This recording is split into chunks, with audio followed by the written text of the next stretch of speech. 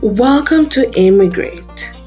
Welcome to a space where you can be vulnerable, a space where you're not going to be judged, a space where you can be authentic. And my hope and desire is to inspire and motivate everyone that click onto this podcast. So welcome to another episode of Immigrate.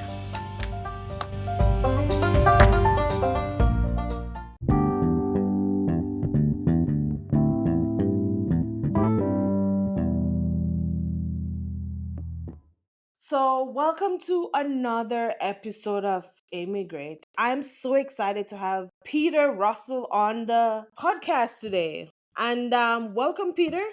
Welcome to my podcast. Thank you, Tasha. It's great to be here. Hi, everyone. So Peter, tell me about yourself. Who is this lovely person I'm talking to today? My name is Peter Russell. I'm a sales trainer and business coach today, but this is not where my business journey started. Lovely. So, which country are you living in right now? I'm in the United Kingdom, just outside Okay. London, in a lovely town called Windsor. Oh, Windsor, where we hear all those princesses and king and queens are from, right? Indeed. Yeah. Oh. That's my neighbors. Oh wow. Jealous, jealous, jealous. So why did you move to the United Kingdom? If you mind sharing briefly. Like why did you move to United Kingdom? It was, I can't say an accident, but it was one of those things which just happen in your life. So imagine uh, when when the decisive moment came, I was already running a successful business. It was a seven-figure business in Slovakia, where I come from, where I was born and raised. And while doing so, I was with my friends in a pub, having a laugh, having a few drinks, and there was someone on the TV talking about intelligent people. And the conclusion of the conversation was that London taxi drivers are the most intelligent people in the world because they have to be able to navigate London without sat nav, which seemed utterly strange to me. And obviously, I was challenging this. Said, "Hey, this is utter nonsense. I can do this." Well, guess what happened next? My friends were like, "Show us." Wow. Okay. So what happened was, I was like, "Okay, well, fine. I'll go and do this." So next day was a bit of searching online, and after a while, I found a British company recruiting taxi drivers in Eastern Europe. And simply I just gave him a call. Said, "Hey, you had put this advert on. Is it still ongoing?" They say, "Yeah. We have a training right now. Come by." Next day, I was flying to Prague, to Czech Republic, to see them. And in the afternoon, I got like 2 feet tall pile of books. Say, "Hey, you just learn this and come back in 2 weeks for an assessment." It Right. was everything about London, etc., etc. So, well, all right. I gave it a good read. 2 weeks later, I came for the assessment, did the test, 99%, and they're like, "Congratulations, you just semi-qualified. 3 days from now, we will fly you to London, and you can apply for your license there." Wow. And this is how I came to London for the first time. Interested, eh? You that's amazing. So did you move with your family or just move by yourself? No. It was literally, it was, like a bet with my friends. So the goal is to go to London, get the license, and become a taxi driver. And all the steps were tailored only to this. Nothing else. I Oh, didn't think of anything else because I already had a seven-figure business. So right. it literally was an effort to win the bet. The bet, right. Interested. And You're a funny person. simply, it took about 3 weeks to get my license because Mhm. immediately after coming here to London, went to the DVLA, not DVLA, it was TFL, Transport for London Authority, did the test, got the results, got my license, and said, hey, I'm done. Then a company came and said, hey, all right, you just got your license, here's your keys, there's your car, off you go, have fun. I Wow. said, hmm. So while you were living in UK, what was the experience like? Because you're from a total different country. So what was this I am experience indeed, like? yes. It was all utterly surreal because I didn't speak as well English as I'm speaking now, but I was able to like talk my way around. The most surreal thing to me was seeing London from the taxi driver's seat for the first time. Right. So I was driving around London, taking people places and seeing it all for the first time as a taxi driver. So you're like a tourist being driving around your own self, basically. Yes, literally, I was paid to see London. Yeah, yeah, yeah, yeah. But again, as you can imagine, um, when you have gotten something new, you get curious. Okay, what Hmm. else there is? Yeah, Hmm. what else can I do? And I always had this entrepreneurial approach to things because I have never seen boundaries which have been set for me by other people as real. Ooh, that's deep. Don't just jump over that. That's deep there, Russell. Ooh, that's deep. Can you repeat that again? Yes. That is so deep. So repeating, I have never Yeah. seen the boundaries which other people have set for me as real. Mm. It was always like, okay, I understand this is what you want, but really, how about if we do this, is it still going to be okay? Like poking around, testing if they are solid, absolutely, or they are a little bit elastic. Right. And this comes from growing up in a communist country Yeah. where everything was different. System was kind of rigid, and we had a saying, or at least I have grown up with Hmm. it, which was saying, "Oh, chop this guy's get head off. He's sticking out of the crowd." So even if many rules made no sense, they Hmm. still had to be imposed because they had to. Right. So those rules which didn't make sense to me, like they were not really anchored in reality, I always try to, again, as I say, not openly challenge, but test whether this is real, this is true, and whether I can get away with pushing them a little. Pushing the boundaries. So what was some of the most complex like challenge you faced while living in the UK? Like what do you think was the most challenge? The most challenging thing is learning all of those unwritten rules. Mm. Because the written ones, that's easy. This is law, etc., etc. These are some local rules. Everything was written is easy to navigate. It's the unwritten stuff that's always challenging. Do you want to give an example? What do you mean unwritten rules? Unwritten rules is the way you behave. Like, not necessarily Culturally? you're going to be having a wee on the corner of a street, like you can get away with it, but Hmm. um, simply interactions with people, simply different country, different culture, different Hmm. heritage, different view of things, and simply all of this shapes what the system, which everyone living here is used to, everything is clear to people who live here. If you are coming from outside, uh, it's not entirely obvious to you. So Right. you get said, oh, but we don't do this here, or you can't say this, or simply you are being reminded of that. Well, All okay, the time. this is Yeah. something different.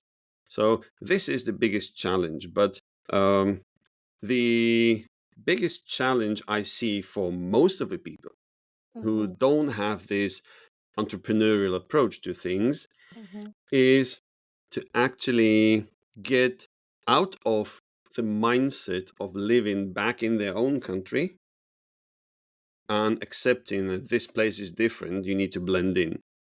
Right. Yes, it's so That's the true. biggest challenge I see people around me having. Quite a lot of them. So they're living in the UK, but they're still living in, say, Jamaica. Whatever country they come from, yes. And I've seen it every day. You're right, because I always tell my friends that, especially some of my Jamaica. I'm from Jamaica, by the way, Mhm. and I'm living in Canada. And I always tell people, if you want to grow, you can't hang out with Jamaicans. I Yeah, mean, I'm not saying you're not supposed to, but mhm. you can't be in that culture constantly. You have to find friends in other cultures, because then you'll grow more and you'll learn the culture. You know, Yes. it's Yeah. And it interesting. enriches you as a person as well. It does. It does. So navigating this is definitely the number one challenge for everyone coming to a foreign country. Right. You cannot judge things you see or experience by the standards of your home country. That's right.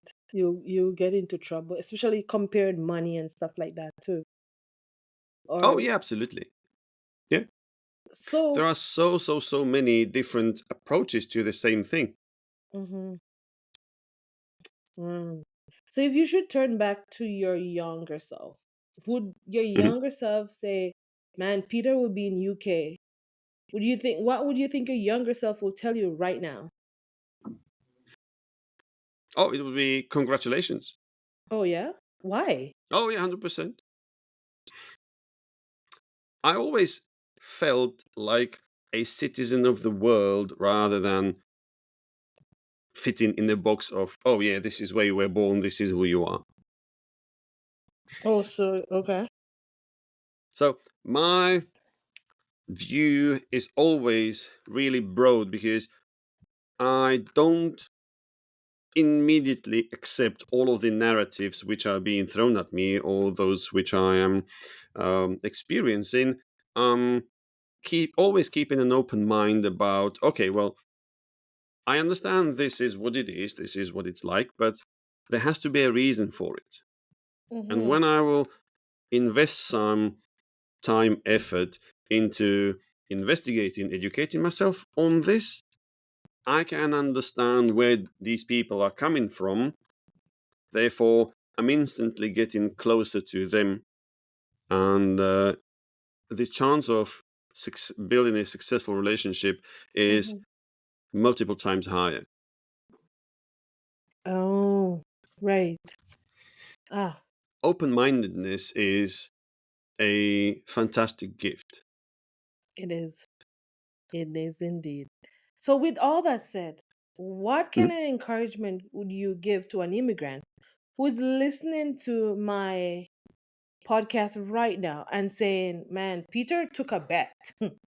It could be anything. I Yeah. know. I mean, I know people move here just by proving to themselves alone that they can be in another country. But Yes. why encouragement would you tell someone right now, listening to my podcast by your experience? Do it. 100% it will be worth it. Even if it doesn't work out and you would come to a conclusion after a while that this is not the right place for me, Mm-hmm. you would be forever changed by that experience. Wonderful. You cannot understand people, understand the culture without experiencing it firsthand and having those interactions. Um, Movies and TV shows are never going to give you that level of experience. It just doesn't happen. Wow. It's true. You can't Travel, just, yeah. meet people, talk to them, get to know them, like get to know their history, their upbringing, their experiences. They will be very different to yours, and even if you didn't have to live them, Hmm. just speaking with someone who had experienced these things, it just broadens your view, your perspective.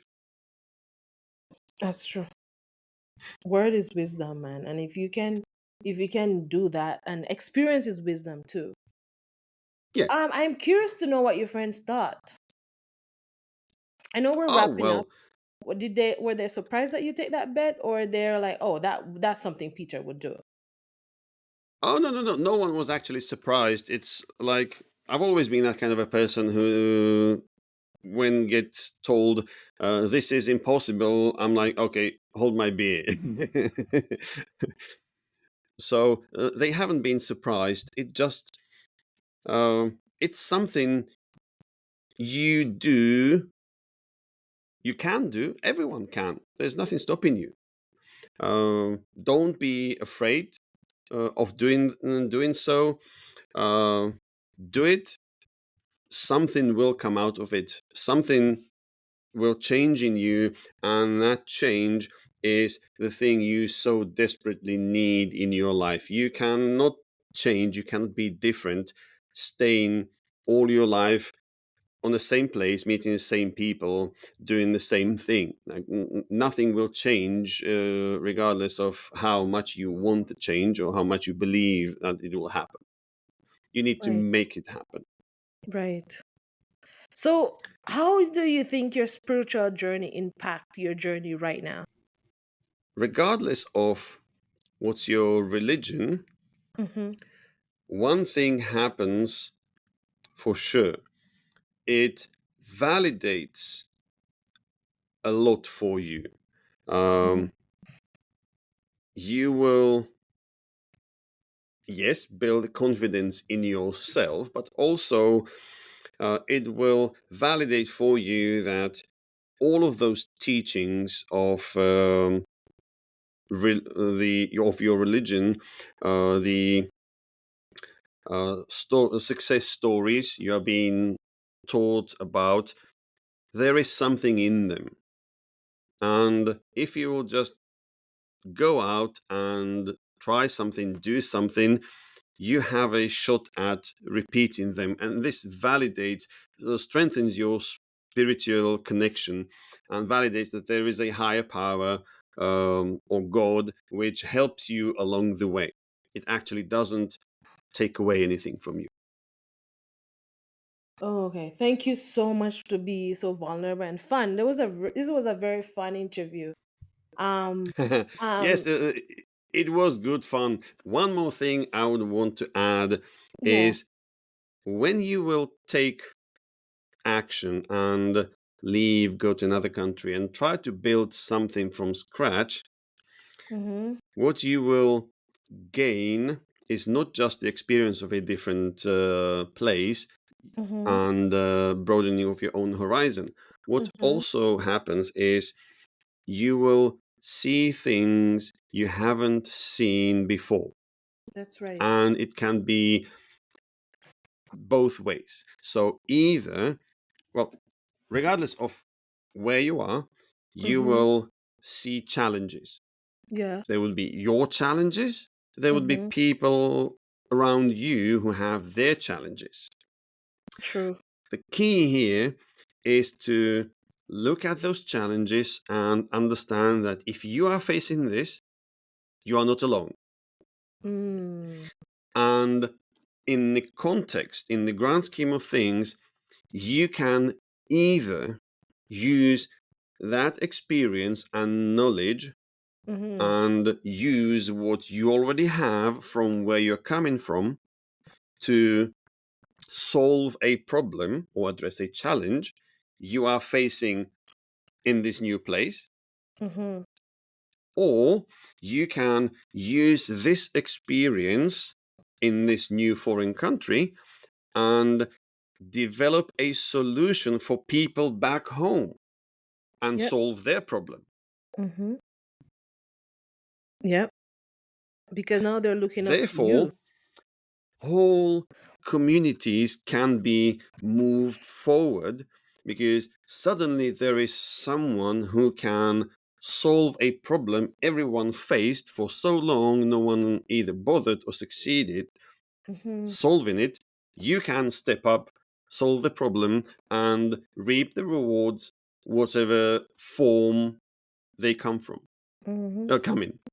Mm-hmm. So this experience of leaving the place where you have been born, raised, and you know nearly everything about it, everyone there, um, leaving your comfort zone exposes you to different sets of problems, and they nearly force you to solve the problem.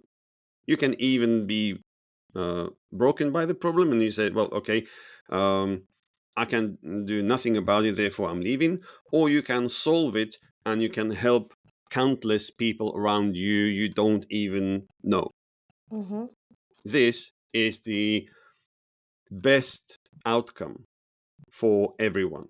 Facts. Because then you're, as have you said so much, you're coming out of a comfort zone. You're moving on to something new, and in return, you're now becoming an advocate and you're becoming a mentor to someone because they're looking onto you and like, man, if he can do it, possibility I can do it too. So as we're wrapping up here, share 3 words that you would like people to just know that Peter Russell says those 3 words. What would be your mentor, or what would be, yeah, something that people will say, yeah, I like those 3 words that Peter just left. Oh, now you put me on the spot here. Okay. Um, Yes, you're a salesperson. always look for ways to serve, not sell. mm, man, your wisdom. Always look for a way to serve, not sell. Yes, purely because even getting your way, in its essence, it's just succeeding in selling your idea to that person so they will say yes. But if you are serving that person, if you are solving their problem, both of you will benefit. Wow. That's all? That's it? Anything else you want to add? I believe so. In its nutshell, yes, serve, don't sell. And if you serve, you will get paid one way or another. Commissions come in all sorts of shapes or forms. You can Mm-hmm. get the commission in the form of money. You can get a commission in the form of a relationship with someone you didn't have. Mm-hmm. You can get a commission in the form of introduction to someone you never met before, and this person already has what you want.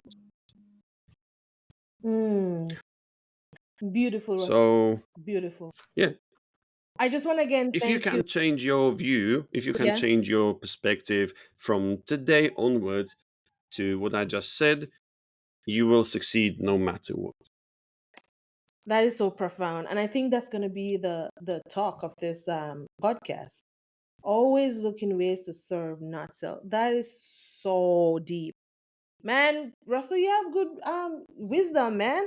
You've been dropping a lot of wisdom words. One liner, one Thank of my you. friend would say, one liner.